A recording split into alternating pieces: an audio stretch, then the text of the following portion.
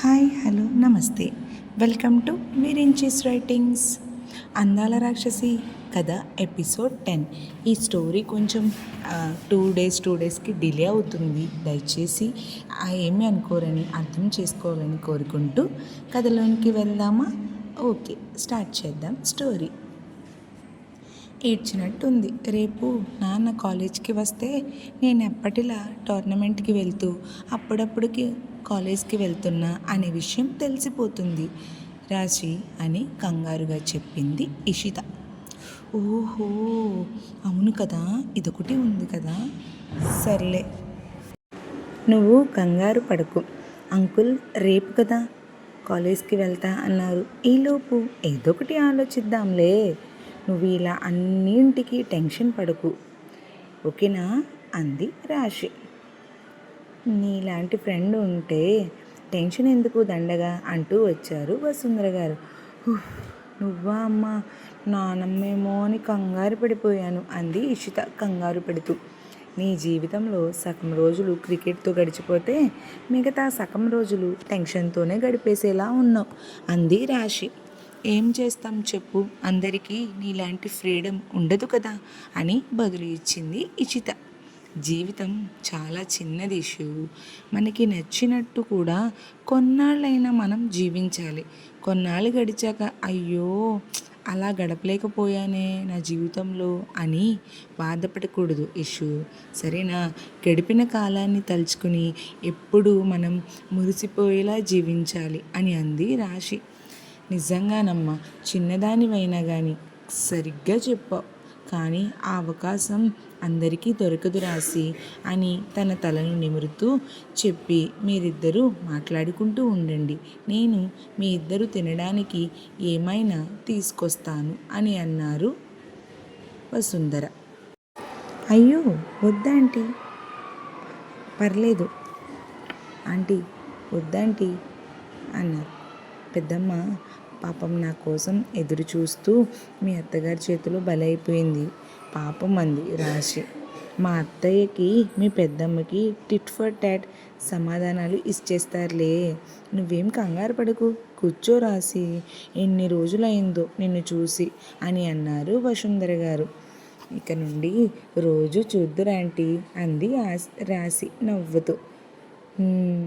చిన్నగా నవ్వి వసుంధర గారు వంటగదిలోనికి వెళ్ళారు.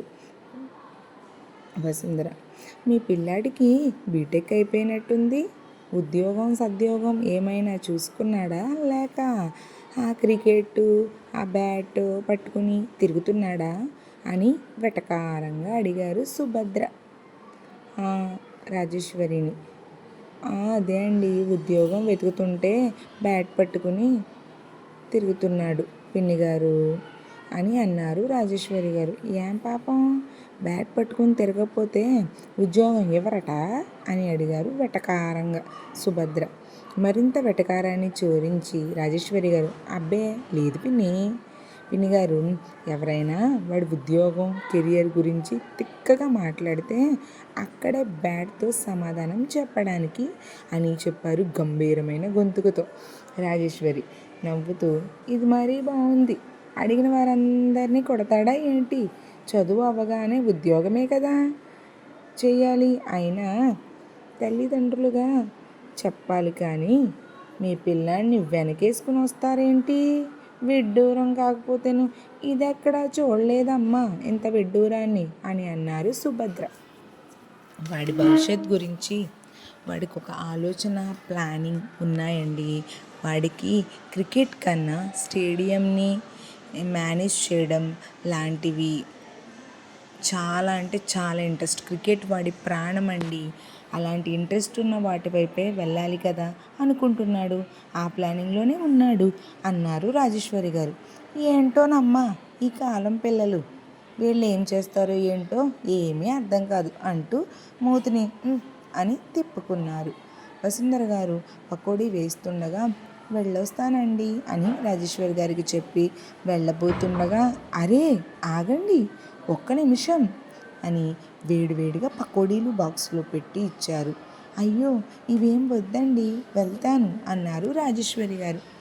అలా ఏం కుదరదు, శివాంష్కి ఇష్టం కదా పకోడీ అంటే అని ఆవిడ చేతిలో బాక్స్ పెట్టారు వసుంధర. ఇద్దరు ఒకరిని చూసి ఒకరు నవ్వుకుని రాజేశ్వరి గారు చిన్నగా నవ్వి వస్తా అండి అని వెళ్ళిపోయారు. ఇషిత రాసి మాట్లాడుకుంటూ ఉండగా వసుంధర గారు పకోడీ తీసుకొచ్చారు. వావ్, పకోడీయా, thanks aunty, thank you very much. నాకు పకోడీ అంటే చాలా చాలా ఇష్టం అని పకోడీ తీసుకుని తింటూ ఉంది రాసి. ఇక హాల్లోకి వెళ్దాం రావే బాబు, ఇప్పుడే కదా పరిచయం అవుతా, ఇంత త్వరగా ఫ్రెండ్స్ అయిపోయారా అంటూ మా ముసలిదానికి లేనిపోని డౌట్లు. అది మా నాన్నగారి తర్వాత ఒక లేడీ హిట్లర్గా తయారు అయ్యిందే బాబు, అందుకే. అవును నువ్వన్నది నిజమే. సరే పద అంటూ పకోడీ తింటూ వచ్చింది రాశి ఇషిత కాసేపు చదువు గురించి మాట్లాడుతున్నట్టు నటించారు.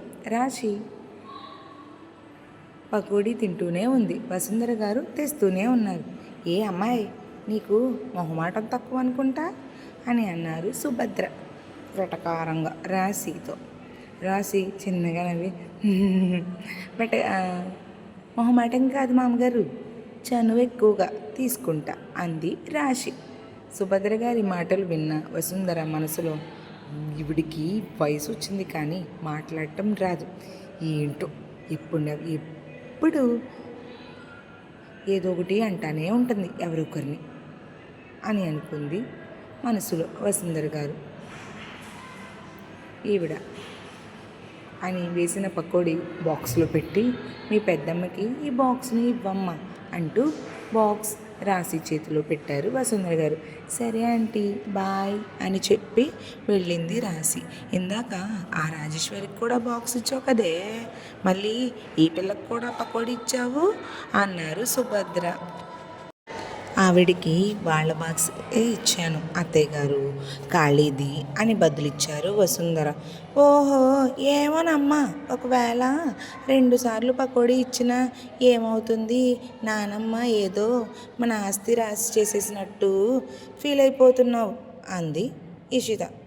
మామూలుగానే అడిగానులేవే, నువ్వేంటి తాచుపాముల బొస్సన లేస్తున్నావు, నేనేదో మాట వరుసకు అడిగాను, నా మీదకు మాట్లాడినవ్వు కదే అన్నారు సుభద్ర. మూతి 30 వంకర్లు తిప్పదు. ఈ వయసులో మూతి అన్ని వంకర్లు తిప్పకేనా అనమ్మా, ఎందుకంటే అన్ని వంకరలు తిప్పావనుకో మూతి వంకర పోతుంది, నువ్వు వంకరగా తిప్పావో అర్థమయ్యి చావదు, ఓకేనా మాకు అంది ఇషిత వెటకారంగా. ఏయ్, నిన్ను ఇలా కాదే, మీ నాన్నతో చెప్తాను ఉండు నీ పని.